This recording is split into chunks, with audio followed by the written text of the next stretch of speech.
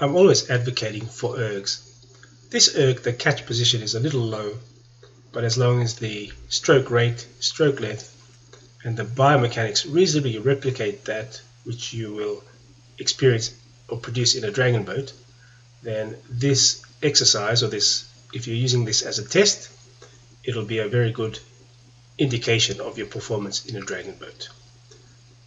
In terms of her technique, interesting lower arm biomechanics here, probably using quite a bit of bending of the arm at the catch, but I'm not going to tell her not to bend the arm.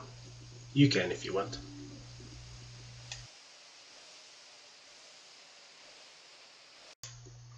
When I first started Dragon Boat with Naga Spirit, they had the fastest male and female paddlers in Australia. As you can see from this video, I was never going to match this guy for strength or power, so I had to look for some sort of technical advantage. I started by examining the role of the top hand in the Dragon Boat stroke. I needed to understand the biomechanics and the forces involved so I could design an exercise program to improve my ability to produce force with that technique.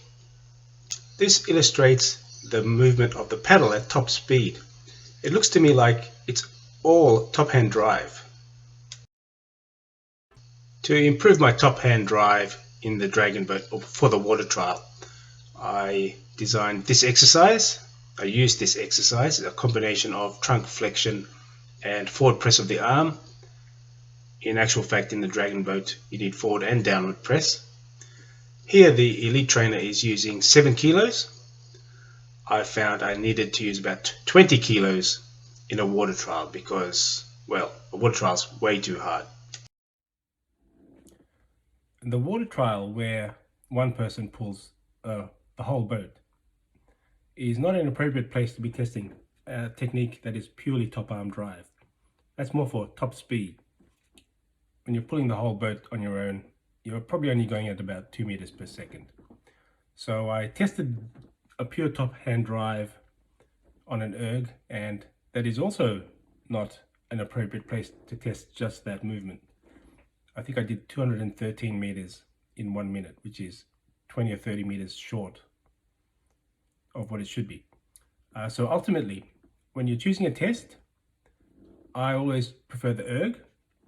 And then I would like to step into a single craft and test whether that technique or whether the training method that should have made you faster, whether the technique or the training method has made you instantaneously faster. Erg followed by single craft. From the start, back extensions might be an appropriate exercise, but make sure you design it properly, safely, and appropriate safety tools in place. Thanks, big fella.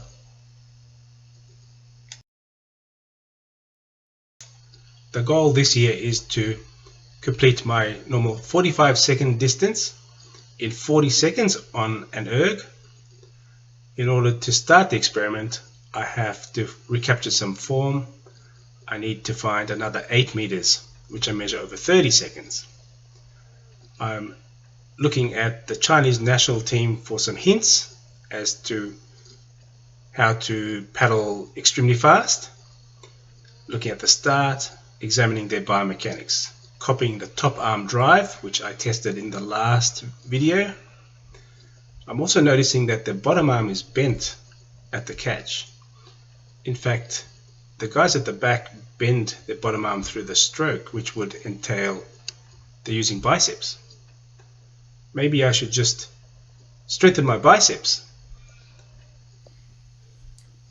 As a result of increasing the strength and strength endurance of my biceps through exercise, just bicep curls, and then testing it on an erg where I'm bending the bottom arm, actually pulling through bending the elbow, I improved my 30-second distance by 1.7 meters, which is, hey, happy days, bonus.